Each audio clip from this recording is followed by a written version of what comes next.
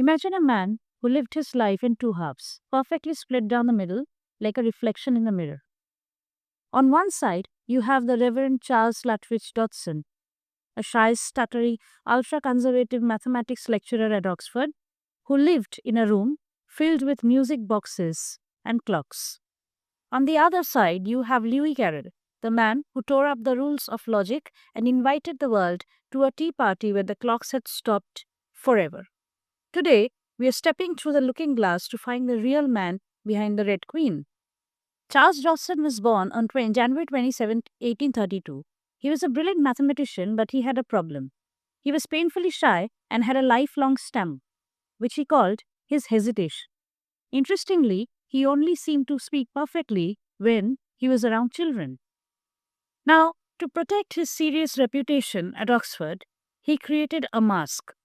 He took his name, Charles Lutwidge, translated it into Latin, Carolus Ludovicus, then flipped it back into English as Louis Carroll. There's a quirk.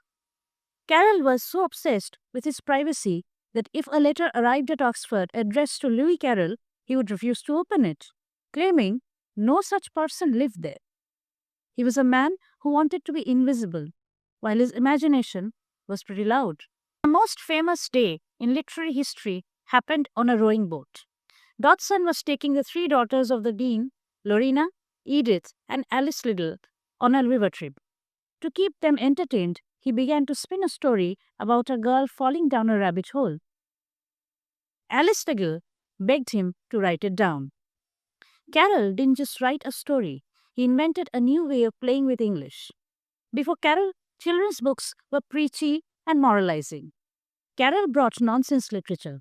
He gave us one portmanteau words, which is combining two words into one, like chortle, which is a combination of chuckle and snort, or galumph, like gallop plus triumphant. He also gave us logical fallacies. He used his mathematical brain to create puzzles that made sense but were impossible, like a Cheshire cat that leaves its smile behind. But Carroll wasn't just a writer and a mathematician. He was one of the greatest amateur photographers of the Victorian era. At a time when cameras were a giant wooden box and chemicals were dangerous, Carroll was a master of the wet collodion process. He photographed the famous, like Alfred Lord Tennyson, but his favorite subjects were children. This is where the story gets complicated for modern readers. Carroll's intense child friendships have been debated by historians for decades. Was he a man trying to preserve the innocence he felt he had lost, or was there something more disturbing? Most scholars agree he was a man frozen in a state of permanent childhood, someone who found the adult world of Oxford far too hesitant and boring.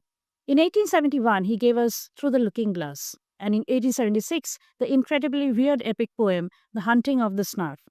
He was a man obsessed with gadgets, inventing a nyctograph, which is a device to take notes in the dark, and even an early version of Scrabble. He died in 1898, leaving behind a legacy that influenced everyone from Salvador Dali to the Beatles. He proved that logic is just a game, and that sometimes the only way to find the truth is to believe in 6 impossible things before breakfast. Charles Dodson calculated the angles of the world. Louis Carroll showed us the curves of our dreams. He remains the most successful double agent in literature. So the next time you feel like the world makes no sense, remember, you're probably just at the wrong tea party. Stay curious and watch out for the Jabberwocky.